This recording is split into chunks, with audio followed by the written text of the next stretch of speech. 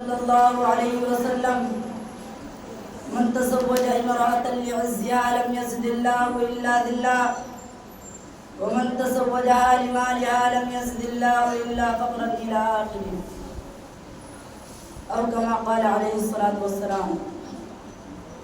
صدر محترم اور گرامی قدر سامعین کرام، اس وقت میرا موضوع سخن ہمارے معاشرے کا وہ عنصر ہے جس نے زندگی کی بنیادوں کو ہلا کر رکھ دیا، سینکڑوں ہزاروں گھروں کو تباہ و برباد کر دیا ہے اور کتنے ہی جذبات کو مسل کر رکھ دیا ہے۔ یہ وہ بیماری ہے جسے آپ جہیز کے نام سے یاد کرتے ہیں۔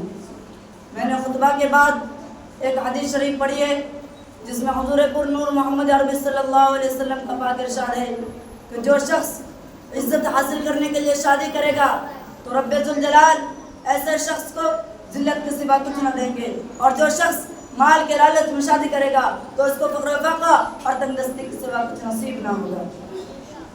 اسلام کے پاسبانوں، آج ہندوستان کے اندر اور خاص طور سے ہمارے معاشرے میں جہیز ایک ایسا ناسور بن گیا ہے جو ایٹمی ہتھیار سے بھی زیادہ خطرناک اور مہلک ثابت ہوتا جا رہا ہے۔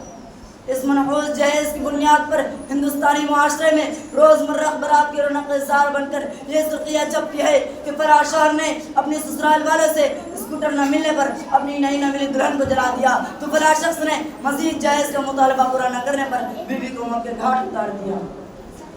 عجب ماجرا ہے حضرات، دیکھیے، عجب ماجرا ہے حضرات، دیکھیے، داماد مانگتا ہے خیرات، دیکھیے۔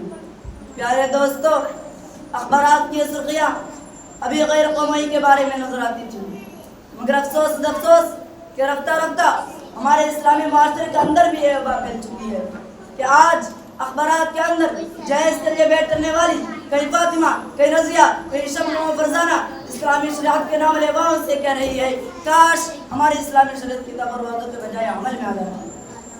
پیارے دوستو اور اسلام کے نوجوانوں، عورت رب ذوالجلال کی جانب سے عطا کردہ ہوا حسین تحفہ ہے جس نے انسانی زندگی کو رعنائی بخشی۔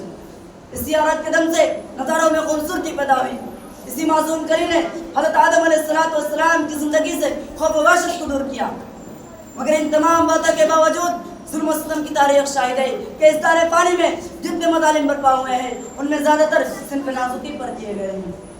اس بے رحم سماج نے عورت کو جس نظر سے دیکھا ہے وہ نہایت ہی قابل مذمت ہے۔ تاریخ عالم ان دردناک واقعات سے بھری پڑی ہے۔ کبھی حضرت مریم کو دنیا والوں نے متہم کر کے جنگلوں کی خاک چھاننے پر مجبور کیا، تو کبھی نمرود نے اپنی بیٹی کو ایمان لانے کی پیدائش میں آگ میں ڈالا، تو کبھی عرب کے جاہل معاشرے نے لڑکیوں کی پیدائش کو اس قدر میں نحوست تصور کیا کہ ان کو پیدا ہوتے ہی زندہ درگور کر دیا جاتا تھا۔ محترم حضرات، آج بھی ان معصوم دوشیزاؤں پر ظلم و ستم کے پہاڑ توڑے جا رہے ہیں۔ جبر و تشدد کی خاردار جھاڑیاں ان کی راہ میں حائل ہے۔ آج بھی ان عورتوں کے ارمانوں کا خون کیا جا رہا ہے۔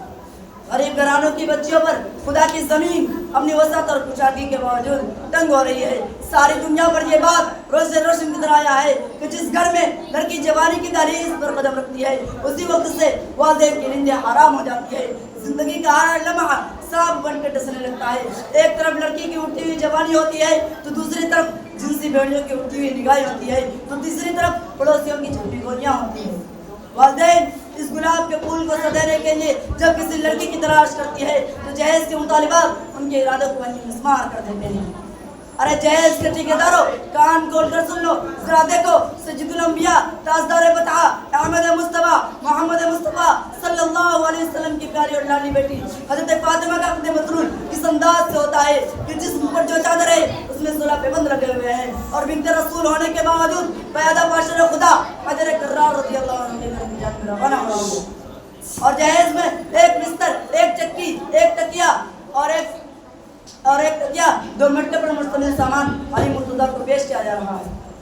آج ہم یہ کہتے ہیں کہ ہمارا بیٹا ڈاکٹر ہے، ہمارا بیٹا انجینئر ہے، ہمارا بیٹا پائلٹ ہے، ہمارا بیٹا گریجویٹ ہے، ہمارا بیٹا ٹیلیفون آپریٹر ہے، ہمارا بیٹا سعودی عرب میں رہتا ہے، اس لیے جہاز میں جہاز چاہیے۔ ارے اولاد پیدا کر کے جہیز کی تمنا کرنے والوں، کان کھول کر سن لو، اگر تمہارا بیٹا ڈاکٹر ہے تو حضرت علی امیر المومنین تھے، اگر تمہارا بیٹا انجینئر ہے تو حضرت علی مجاہد تھے، اگر تمہارا بیٹا پائلٹ ہے تو حضرت علی خلیفہ رسول تھے، اگر تمہارا بیٹا ٹیلیفون آپریٹر ہے تو حضرت علی اسد اللہ تھے، اگر تمہارا بیٹا پیکر سیاست ہے تو حضرت علی پیکر ولایت تھے۔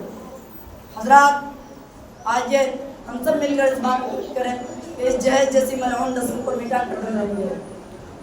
یہ سنگ گرا جو حائل ہے رستے سے ہٹا کر دم لیں گے. یہ سنگ گرا جو حائل ہے رستے سے ہٹا کر دم لیں گے. ہم پھول بھی ہے تلوار بھی ہے باطل کو مٹا کر دم لیں گے. ہمارے نہ